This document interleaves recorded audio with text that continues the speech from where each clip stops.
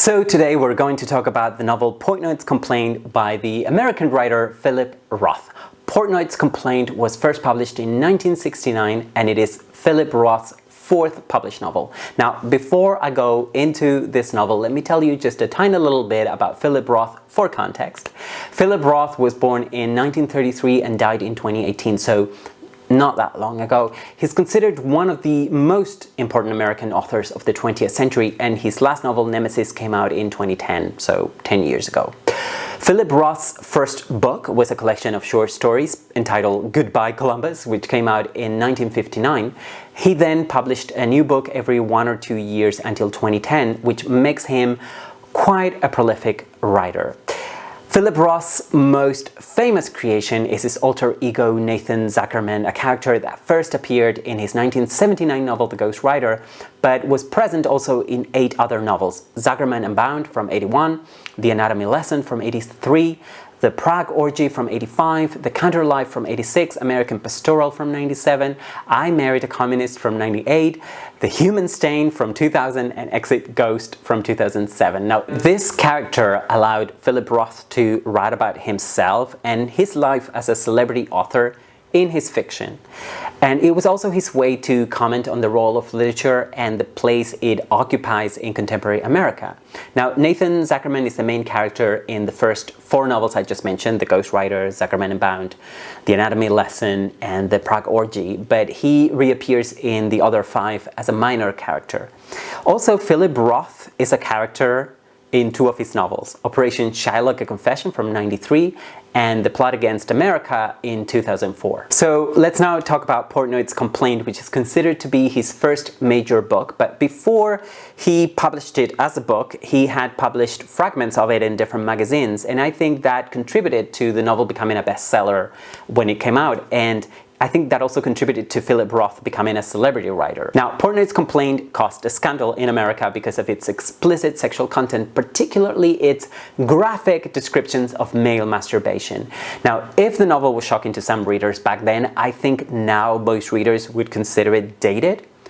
I think it's dated.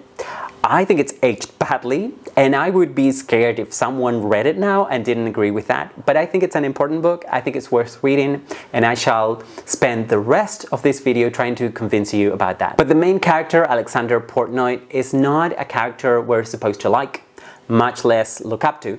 He's an abject individual. But what's important here is the structure of the novel. This is key here. The novel's structure is a continuous monologue by Alexander Portnoy. So he's just talking, telling his story. Now, what is the conceit?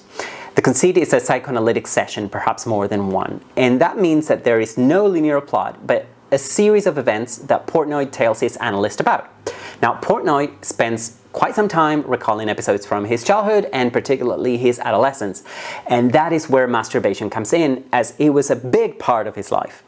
He also talks about his obsession with his mother, and I think the combination between masturbation and obsession with his mother is something that was shocking to a lot of readers back then. Another important element that I think was shocking to some people was the portrayal that Philip Roth makes of Alexander Portnoy's Jewishness. That's an important element in the novel, and I think it's something that eventually became a hallmark of Philip Roth's fiction. In his many other novels, he talks a lot about what being Jewish is like in 20th century America, particularly for heterosexual Jewish men, right?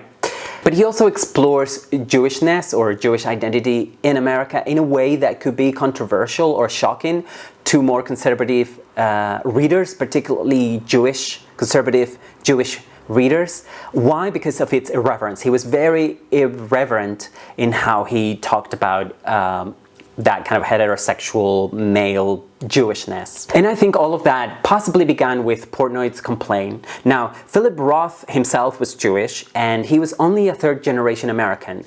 And what that means is that both his parents had also been born. He was born in America, his parents both were born in America, but his grandparents had immigrated, in this case from Eastern Europe. Now, going back to Portnoy's Complaint, its main character both loves his family and finds them oppressive, and when he's a teenager he deals with that contradiction mainly through masturbation. I think, you know, that must have been his way of coping, I guess. So is Portnoy's Complaint an erotic book? no. And again, I would be worried if I ever met someone who thought it was. I think Portnoy's Complaint is a tragicomedy. In the novel, Portnoy is already an adult.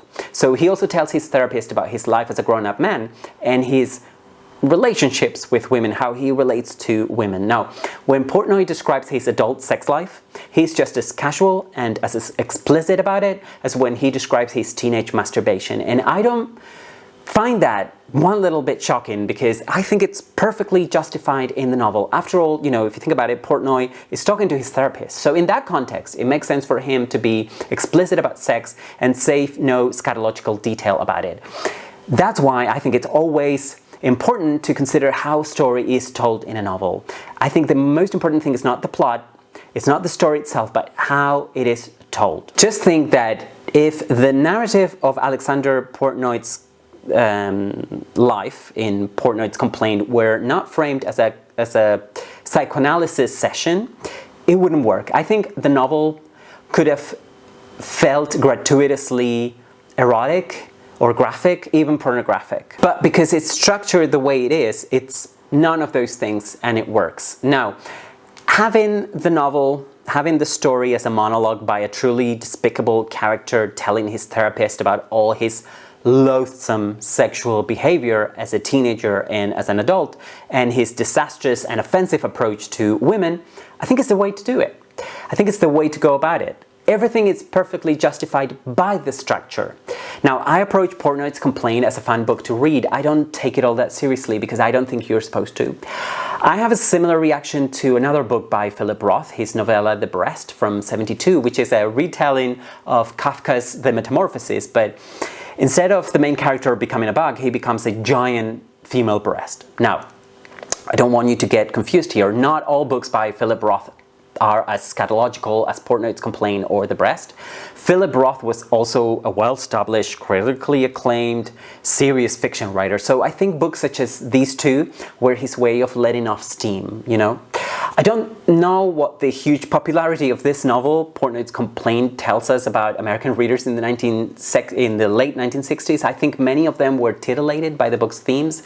You know, after all, the late 60s were the age of so-called sexual liberation, so it was probably a case of the right book at the right time, or maybe Portnoy's Complaint is a result of its time. I don't know, I wasn't born in the 1960s, but I think Portnoy's Complaint is an important book. I think it's an important book to read because it launched Philip Roth's international career, because it turned him into a celebrity, and I also think that it could be a good place to start with Philip Roth's novels if you haven't read other fiction by him, and also because it is his first major novel. And also because it is a fully stand-alone book. You know, some of his later novels belong to trilogies of recurring characters like Nathan Zuckerman or Philip Roth as a character himself. But there is none of that in Portnoy's Complaint. Also, you know, if you want to explore the literature of the 1960s, or more broadly, if you're interested in 1960s American culture, I think Portnoy's Complaint is a must-read. This novel is also short and funny. It's a kind of book that you can read in 1 or 2 sittings. I really do think that the book has lost a lot of its shocking power, unless you're very prudish, you know. But if you want to explore the more serious side of Philip Roth's literary production, then I would recommend his American Trilogy. This is a series of novels concerned with American history in the second half of the 20th century. Now, the 3 novels have Nathan Zuckerman, but just as a minor character.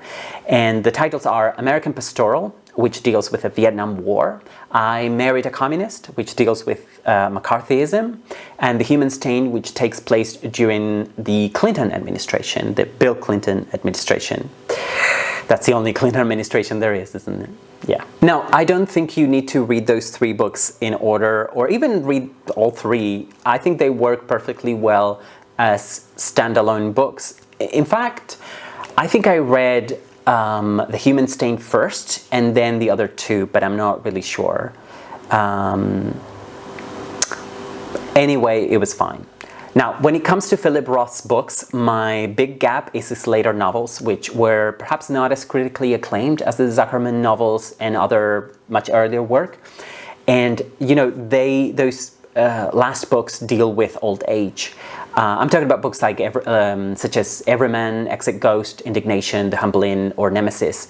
And they do not appeal to me as much as his earlier work. I feel also like I'm not old enough to appreciate them yet, but maybe I am wrong. So maybe I should give them a go.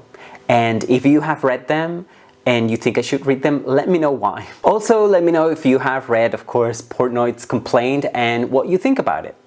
That's all from me. Thanks for watching. I hope to see you again very soon for another book review. Bye for now.